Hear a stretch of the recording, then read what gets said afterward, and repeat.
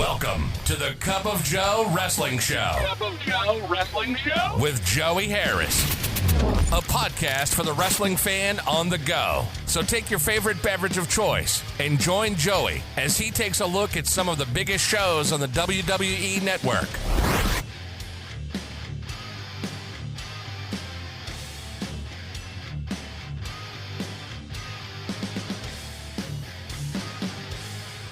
From makeshift studios deep in the heart of stately Maine Manor, this is the Cup of Joe Wrestling Show. I am your host, Joey Harris. Folks, how are you doing? Are you surviving? Is there rain where you are? Is it sunny where you are? Is it hot where you are? It's been hot this past week. I mean, just unbearably hot. Just trying to survive. Rolling right straight into August, aren't we?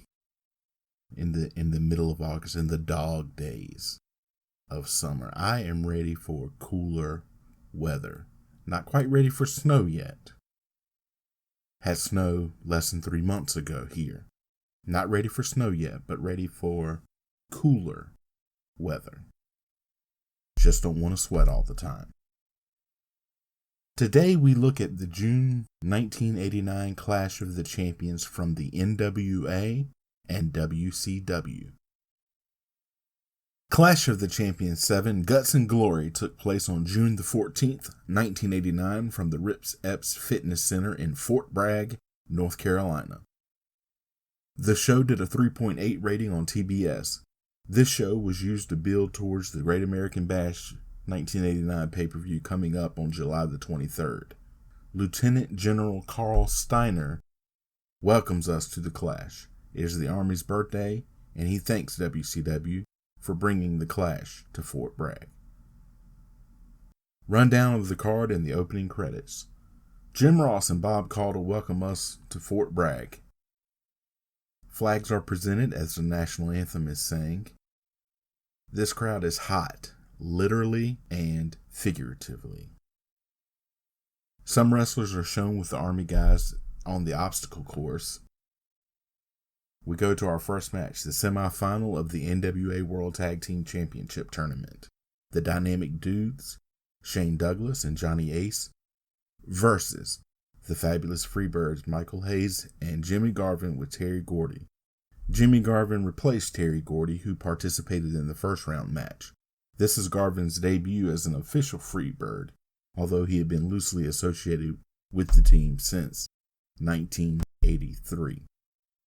The Freebirds beat the Road Warriors in the first round, while the Dynamic Dudes beat Jack Victory and Rip Morgan. The Dudes start out hot. The crowd is really digging the Dudes. The Freebirds start coming back and forth. Michael Hayes sneaks in and DDTs Douglas so Garvin can pin him. We get a wrestling hotline commercial. Ranger Ross versus the Terrorists. Jack Victory is under the mask yet again, having previously appeared at past clashes as Russian Assassin No. 2 and the Blackmailer. Ranger Ross is supremely over with the crowd. A Ranger chant goes out. Jim Ross says that he would like to have a cold Coors Light and a slice of Domino's pizza. Now, let me just tell my Jim Ross story real quick. Right when I first got on Twitter, I started following Jim Ross and interacting, and one day I just happened to hear that the Clash was unbearably hot. The building was unbearably hot that day. And so one morning I just tweeted Jim Ross. I was on my way to breakfast, stopped, tweeted him, "Was the Clash at Fort Bragg the hottest show you've ever called?" Got my breakfast, and as I was sitting down, I checked my phone again, and he said yes. I sweated through my socks, threw them away. So years later, I went to one of Jim Ross's live shows that he did and got the VIP experience and went up to meet him, and he was fantastic. He spent about 5 to 10 minutes with every single person there in the VIP line. Make sure that they all got a unique, I've got a lot of time for Jim Ross. When I got up there, however, I know that he gets all the time the question about the Hell in the Cell match and As God Is My Witness and all of these things. And I don't like to ask the questions that they get a million times. And he shook my hand, asked me how I was, and I said that we have interacted a few times on Twitter. And he said, I didn't tell you to fuck off, did I? I said, no. I said, I asked you a question about the Clash from Fort Bragg and asked you if it was the hottest event ever, and you told me you sweated through your socks. He said, I did.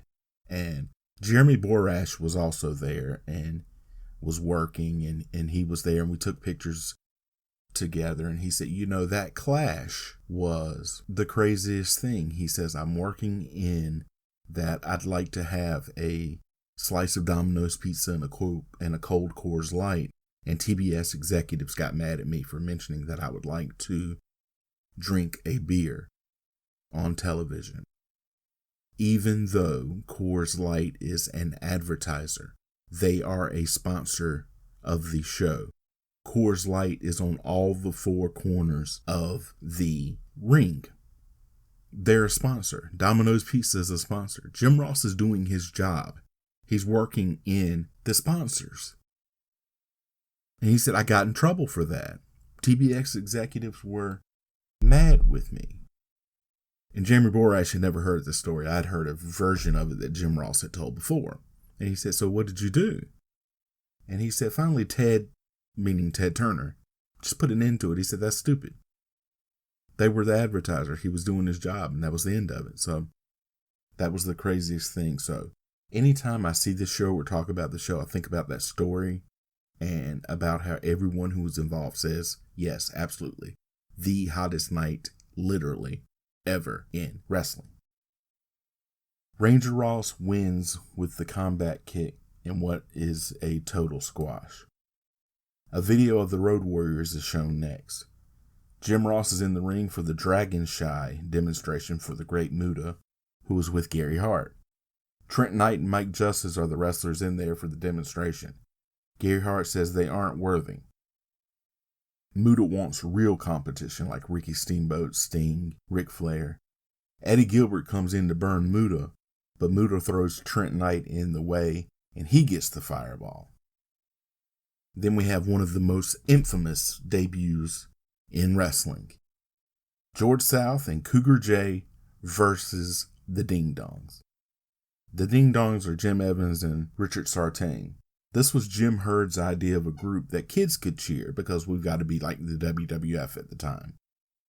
Jim Ross and Bob Caudle don't want to have anything to do with it, you can tell. They talk about where the NWA is going to be instead of the match for the majority of the time that the match is going on. Thankfully, the match doesn't go on long, and the Ding Dongs win after a flying knee, drop, flying elbow, double team move. Congressman Charlie Rose wishes the Army a happy birthday. Our second semifinal of the NWA World Tag Team Championship Tournament, the Midnight Express, Stan Lane and Bobby Eaton with Jim Cornette make their way to the ring. A drunken fan comes in and Cornette says they are going to save his life and let him sleep it off. He then does his introduction of the Midnight Express. The chroma key has been malfunctioning all night and will continue to malfunction all night, and is not showing anyone's name when it comes up. So you just keep getting the WCW chroma key where the names should come up, no names all night long. The Samoan SWAT team, Samu and Fatu with Paulie dangerously come to the ring. The Midnight Express had beat Bob Orton Jr. and Butch Reed in the first round of the tournament, and the SST beat Ranger Ross and Ron Simmons. Cornette and Dangerously go at it. These teams go at each other hard during this match. The Samoans have control for most of the match. The referee goes down, and the Road Warriors and Paul Ellering come down to get revenge on the SST. They take them out, and the Midnight Express win. The crowd loves it. They then replay the Terry Funk attack on Ric Flair. They talk about the Triple Crown King of the Hill Battle Royals taking place during the Bash Tour. Terry Gordy versus Steve Williams, billed as the Battle of the Bulls. They start hard and just beat the hell out of each other. JR talks about this feud starting in Mid-South and the UWF. Jim Ross and Bob Caudle talk about the Heat and the Coors Light again. Williams and Gordy fight in and out of the ring. This is the definition of a stiff match. It lives up to the Bull moniker. JR is pushing Coors Light hard during the broadcast. They brawl down the aisle as both get counted out. A bullshit chant goes out. Mike Justice versus Norman the Lunatic with Teddy Long. Norman's debut here. It's a total squash win for Norman. They take Norman out locked onto a stretcher because he's crazy. Another King of the Hill Battle Royal promo. Jim Ross talks to the Freebird. They talk about being high on Freebird Mountain. I can believe that. Video on Flying Brian, who is coming to the NWA.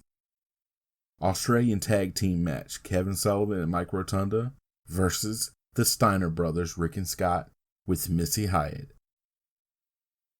This match is one of the very first matches that the Steiner brothers had together. A Syracuse suck chant goes out. Jim Ross again pimps Coors Light. He then again throws subtle shade at the WWF by thanking the fans of the NWA in Connecticut, especially Stamford.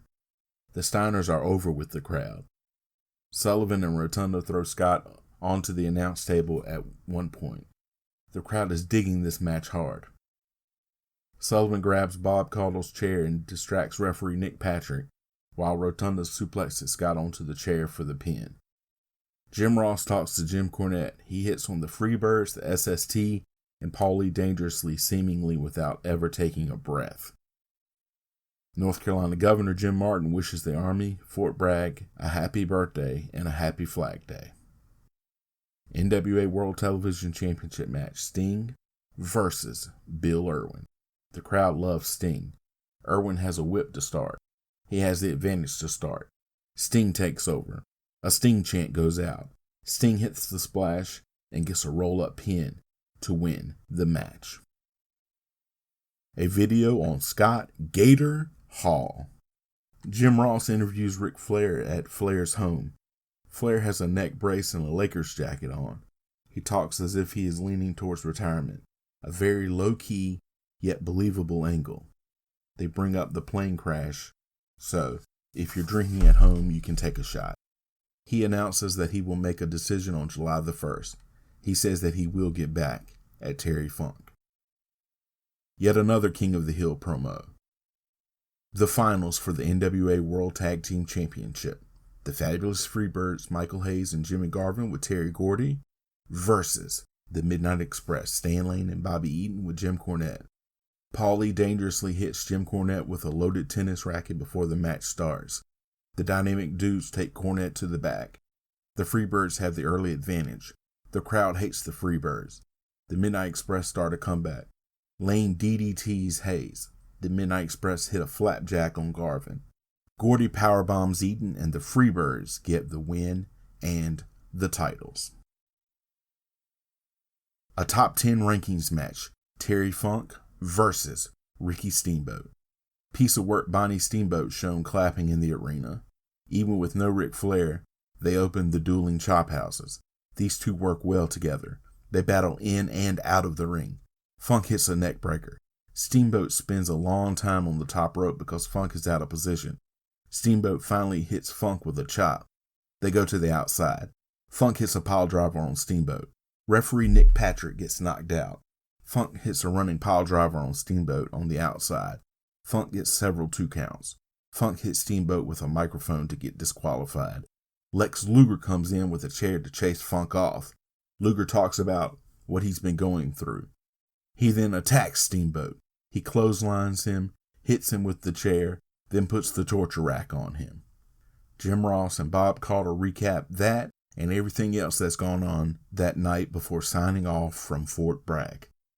Hey folks, if you like the show, please leave a review in iTunes, Apple Podcasts, or your podcast platform of choice. It helps people find the show.